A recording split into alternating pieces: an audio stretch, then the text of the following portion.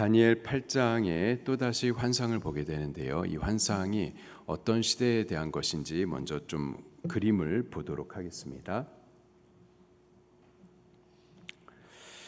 왼쪽에 있는 한 신상은 다니엘 2장에 느부갓네살 왕이 보았었던 환상이었었고요. 그리고 오른쪽에 있는 것은 다니엘 7장에 이제 다니엘이 환상을 보았었던 내용입니다. 근데 그 내용이 두 개가 같은 내용이었었어요. 자, 오늘 8장의 내용은 이 앞으로 이어질 나라들 중에 메데바사 나라와 그리스에 대한 예언의 말씀입니다. 이 메데바사 그리고 그리스를 다니엘이 보았을 때에는 이 세 개의 갈빗대를 물고 있는 곰 같은 놈, 그리고 얼굴 4개와 날개 4개가 달려있는 표범 같은 놈으로 저가 환상을 보았었습니다. 자, 그런데 오늘 8장에 보면은 이게 8장의 내용인데요. 한 두 뿔 달린 한 수양, 그것이 바로 메데파사에 대한 환상이었었고, 그리고 한 현저한 뿔 달린 수염소, 그리스에 대한 내용을 저가 환상으로 보았고 가브리엘 천사를 통하여서 그 해석을 듣고 있습니다. 자, 같이 한번 읽어보도록 할게요. 3절과 4절 말씀입니다. 시작. 내가 눈을 들어본즉 강가에 2뿔 가진 수양이 섰는데 그 2뿔이 다 길었으며 그중 한 뿔은 다른 뿔보다 길었고 그 긴 것은 나중에 난 것이더라. 내가 본즉 그 수양이 서쪽과 북쪽과 남쪽을 향하여서 받으나 그것을 당할 짐승이 하나도 없고 그 손에서 구할 자가 없으므로 그것이 원한 대로 행하고 강하여 졌더라. 이 두 뿔 달린 수양, 이것이 뭔가 20절 말씀을 같이 볼까요? 시작. 내가 본 바 2뿔 가진 수양은 곧 메데와 바사 왕들이요.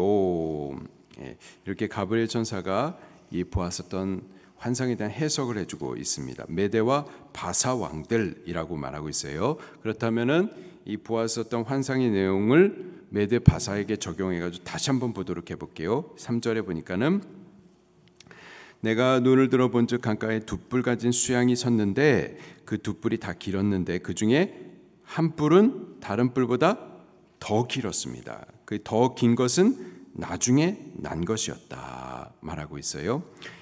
둘 다 뿔은 왕을 말한다고 해석을 해주고 있는데 둘 다 두 왕인데 한쪽 왕보다 더 큰 권세를 갖고 있는 또 다른 왕이 있었고 이놈은 좀 나중에 나온 왕이다라는 내용이죠. 4절에 보니까는 내가 본즉 그 수양이 서쪽과 북쪽과 남쪽을 들이받았습니다. 근데 막을 수 있는 자들이 없었다 이렇게 말해주고 있습니다. 자, 그림을 다시 한번 보도록 할게요. 한 수양이 있는데 뿔이 2개가 달려 있는데요. 근데 한쪽 뿔보다 다른 한쪽이 더 길었다. 근데 그것은 나중에 나온 뿔이었다. 메데와 바사 나라 왕을 말하고 있는데 메데의 다리오 왕이 먼저 집권을 했었고요. 그리고 페르시아의 고레스 왕이 나중에 집권을 했었죠. 이 메데 나라 그리고 바사 나라, 바사 나라의 고레스 왕이 더 큰 영광과 권세를 갖고 있었음을 지금 상징적으로 보여주는 거예요. 이전에 다니엘이 그 전에 봤었던 환상은 갈빗대 3개를 물고 있었던 곰과 같은 놈이었었죠. 이 놈이었었습니다. 이놈의 특징도 보면은 한 발을 올리고 있어가지고 무게 중심이 뒤로 쏠려 있어요. 그 힘이 뒤에 쏠려 있는데 여기 이 모습도 마찬가지로 메데의 다리오 왕이 잠시 통치를 했는데 사실 그 모든 무게는 페르시아의 이 고레스에게 실려 있음을 보여주고 있는 거고요. 그리고 이 곰 같은 놈이 갈빗대 3개를 물고 있다 그랬어요. 이건 큰 새 나라를 칠 것에 대하여서 상징적으로 보여주고 있다 그랬는데 오늘 본문이 보니까는 서쪽과 북쪽과 남쪽을 들이받아서 다 쳤다 말하고 있습니다. 여기 서쪽은요, 여기 이 부분 서쪽은 바벨론을 친 거고요. 그리고 북쪽을 쳤다 리디아 땅을 친 거고요. 남쪽을 쳤다 애굽을 친 겁니다. 그렇게 쳐가지고 그것들을 정복한 모습을 오늘 본문에서는 이 수염소, 두 뿔 달린 수염소의 환상으로 본 거예요. 그리고 나서 이 두 뿔 달린 수양이 한참 기세등등할 때에 서쪽에서부터 한 수염소가 이놈을 들이받습니다. 근데 이 모습을 보니까는 발이 땅에 닿지 않았었어요. 5절에 발이 땅에 닿지 않았다. 이게 무슨 말이냐? 땅에 닿지 않을 정도로 막 날아가듯 그렇게 빠르게 달렸다, 빠르게 정복했다라는 뜻입니다. 그리고 이놈이 5절 마지막 쯤 보니까는 현저한 뿔이 달렸다. 여기요, 유니콘 같은 이 뿔이 달려 있다 이렇게 말하고 있습니다. 이놈이 막 들이받았어요. 이 두 뿔 달린 수염소를 향해서 들이받았는데 수염소가 이 두 뿔 달린 수양을 들이받았는데 이 두 뿔 달린 수양이 이 한 뿔 달린 수염소를 감당해내지 못했습니다. 그래서 이 수염소가 수양을 짓밟았어요. 자, 8절 말씀을 같이 읽겠습니다. 시작. 수염소가 스스로 힘이 강대하여 가더니 강성할 때에 그 큰 뿔이 꺾이고 그 대신에 현저한 뿔렛이 하늘 사방을 향하여 났더라 이렇게 말하고 있습니다. 자, 이 수염소는 또 뭔지 가브리엘 전사가 해석을 해주고 있는데요. 21절 말씀을 같이 읽겠습니다. 시작. 털이 많은 수염소는 곧 헬라 왕이요 그의 두 눈 사이에 있는 큰 뿔은 곧 첫째 왕이요. 그리고 22절 시작. 이 뿔이 꺾이고 그 대신에 네 뿔이 났은즉 그 나라 가운데서 네 나라가 일어나되 그의 권세만 못하리라 이렇게 말하고 있습니다. 자, 이 큰 뿔, 이 뿔은 첫째 왕이다. 이 헬라의 첫째 왕은 알렉산더 대왕이었었죠. 그가 이 뿔로 들이받아 가지고 페르시아를 정복한 내용을 지금 말해주고 있는 거예요. 자, 이 뿔이 그렇게 강대하다가 8절 말씀에 이 뿔이 꺾였다 이렇게 말하고 있어요. 꺾였다. 알렉산더 대왕이 23살에 나라를 정복하기 시작해가지고 10년 동안 아주 빠르게 세상을 정복했었습니다. 그러다가 33살에 요절해버려요. 요절하고 나서 아들을 두지 못했었죠. 지도자를 세우지 못했어요. 그래서 20명의 장군들이 있었는데 그들이 어떻게 할까요? 힘센 놈이 가져라. 그래서 서로 막 싸우기 시작을 합니다. 그 중에 이제 장군이 권세를 갖게 되죠. 그래서 여기 큰 뿔이 꺾이고 나서 현저한 뿔 넷이 하늘 사방을 향하여 났다. 이 넷이 뭔가 22절에 보니까는 네 나라라고 말을 하고 있습니다. 그래서 다음 사진을 보면은요,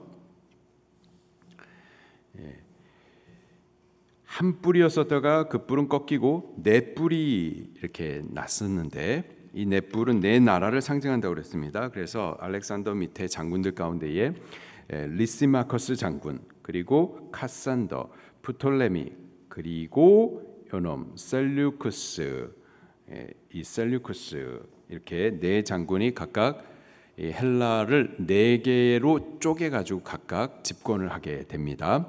자, 그러다가 이 셀류쿠스 왕조에서부터 또 다른 한 뿔이 나올 것이다 예언을 해주고 있어요. 9절입니다. 시작. 그중 한 뿔에서 또 작은 뿔 하나가 나서 남쪽과 동쪽과 또 영화로운 땅을 향하여 심히 커지더니, 자, 한 뿔에서 또 작은 뿔 하나가 난다 그랬는데 이 작은 뿔은 이 셀류쿠스 뿔, 이 셀류쿠스 왕조의 뿔에서부터 또 튀어나오는 한 왕을 이렇게 보고 있는 겁니다. 다음 사진을 보면은 요놈에게서 뿔 하나가 또 튀어나온 거예요.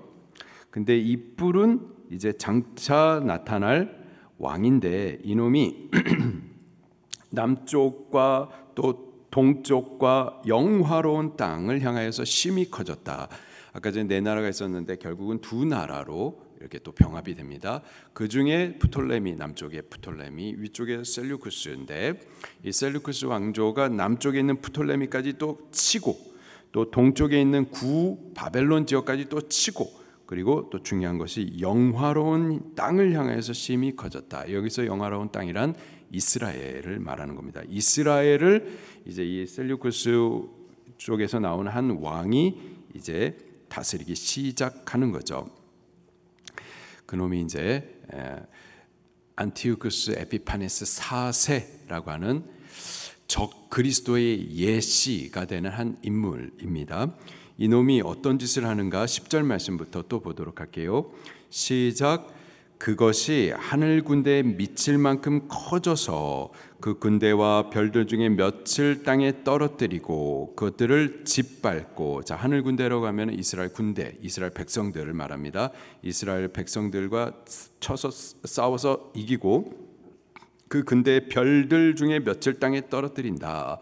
그 중에 지도자들, 정치 지도자 그리고 종교 지도자들을 죽여버리고 그것들을 짓밟고, 또 11절입니다. 시작. 또 스스로 높아져서 군대 주제를 대적하며, 군대 주제는 누굴까요?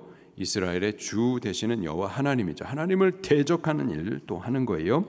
그리고 그에게 군대의 주제가 되시는 여호와 하나님 앞에 매일 드리는 제사를 없애버리고 예배를 금하는 일들이 있었습니다.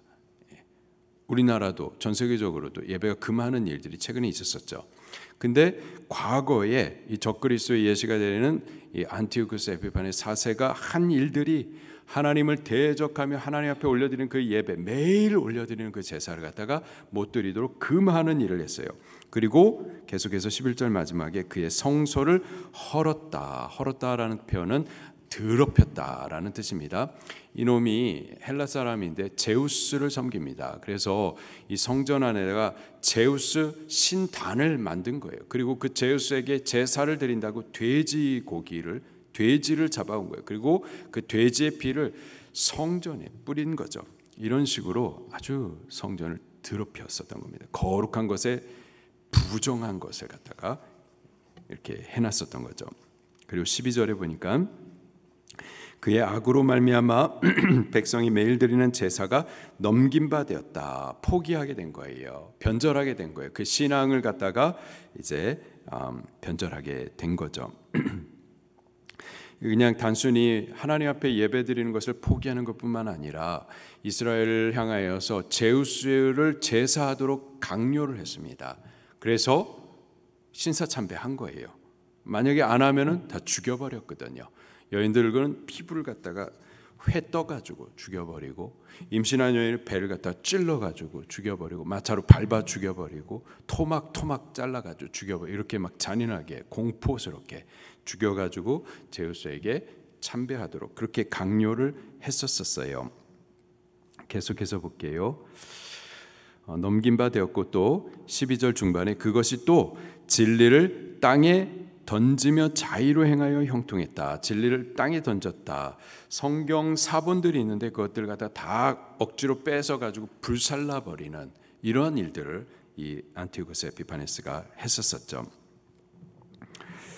13절과 14절 말씀을 같이 또 읽겠습니다. 시작. 내가 들은즉 한 거룩한 이가 말하더니 다른 거룩한 이가 말하는 이에게 묻되 환상에 나타난 바 매일 드리는 제사와 망하게 하는 죄악에 대한 일과 성소와 백성이 내준 바 되며 짓밟힐 일이 어느 때까지 이를꼬 하매 그가 내게 이르되 2300 주야까지니 그때 성소가 정결하게 되리라 하였느니라. 아멘. 도대체 이러한 환난의 때가 어느 때까지 가겠는가? 환난이 어렵습니다. 죽는 거예요. 어느 때까지 이러한 일들이 계속되는가? 영원할 것 같지만은 하시는 말씀이 어느 때까지 이를꼬 그가 내게 이르되 2300 주야까지니, 이런 환난이 우연히 일어난 게 아니고요. 하나님이 힘이 없어서 못 막아주신 것이 아니고요. 작정된 거고, 그리고 기한이 또 정해져 있습니다. 그리고 그 기한이 차게 되면은 그러면 이놈은 꺾이고, 이 세상의 권세, 하나님을 대적하는 세력도, 환난을 주는 세력도 꺾이고, 그 다음에 성소가 정결하게 되리라. 그때까지 신앙을 지키고 또 하나님을 기대하고 소망했었던 참 성도들, 그들이 하나님의 거룩한 성소에서 다시 주님을 예배하는 일들이 이루어지게 될 것에 대해서 말씀을 해주고 있습니다. 15절부터 27절까지는 이제 이 말씀에 대하여서 가브리엘 천사가 해석해준, 저가 보았었던 환상에 대한 뜻을 해석해주는 내용이 기록이 되어 있어요. 25절 말씀을 같이 읽겠습니다.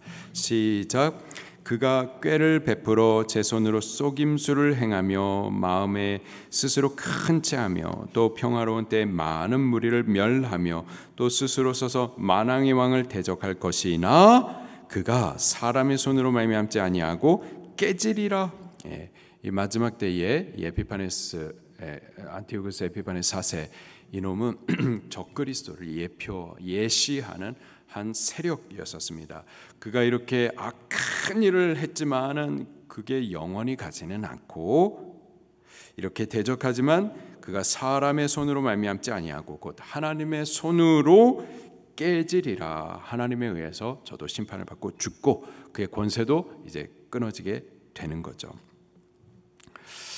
자, 이 환상을 다니엘이 보았습니다. 다니엘이 이 환상을 보고 27절 말씀을 보니까는 지쳤어요. 여러 날 알았었습니다. 알아 누웠었어요. 하나님의 뜻을 본다라는 게 쉬운 것이 아니죠. 하나님의 짐을 지는 것과 같아요. 그래서 제가 알아 누웠었습니다. 자, 그런데 이 보았었던 환상이 도대체 언제 일어날 것인가에 대해서 이런 말씀을 하세요. 26절 마지막입니다. 26절 시작. 이미 말한 바 주야에 대한 환상은 확실하니 너는 그 환상을 간직하라. 이는 여러 날 후에 일임이라.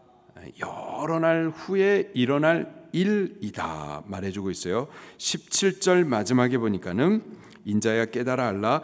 이 환상은 정한 때 끝에 관한 것이다. 19절 마지막에도 이 환상은 정한 때 끝에 관한 것이라. 지금 다니엘은 바벨론 시대에 있죠. 바벨론 시대에 있고, 바벨론 지금 벨사살 왕 3년째라고 그렇습니다. 이제 망하던 때예요. 망하던 때. 그가 메데 나라에 대해서도 보았었고 환상으로, 그리고 메데 나라 이후에 메데파사 나라 이후에 그리스 나라에 대해서도 지금 보고 있는 거예요.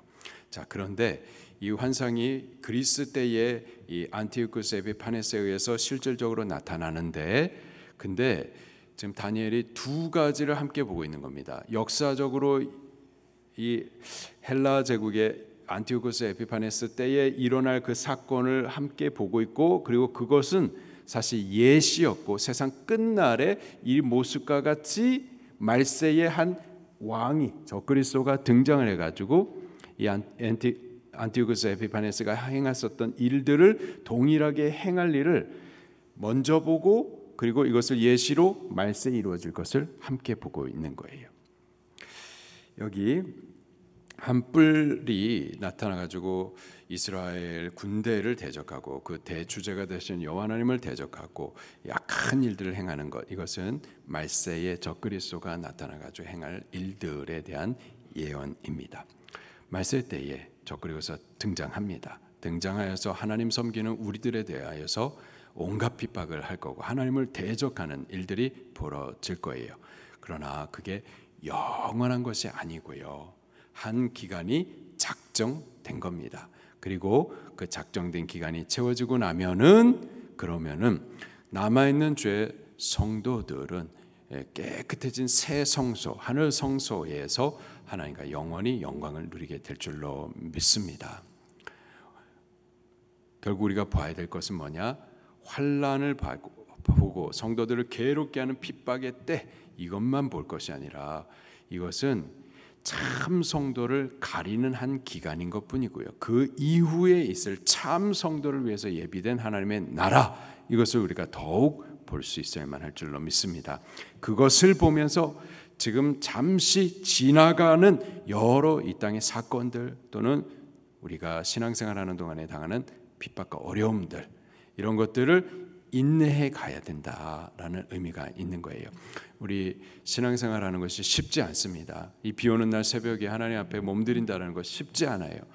그러나 이 모든 것들에 대하여서 보시고 아시고 또 이미 받으신 그 하나님께서 참 성도들에 대해서 영원히 무너지지 않는 영광의 나라를 유업으로 반드시 베풀어 줄 줄로 믿습니다. 그것을 바라보면서 오늘도 믿음으로 싸워나가는 하루를 살아가기를 예수님 이름으로 축원합니다. 말씀 붙들고 통성으로 기도하시겠습니다.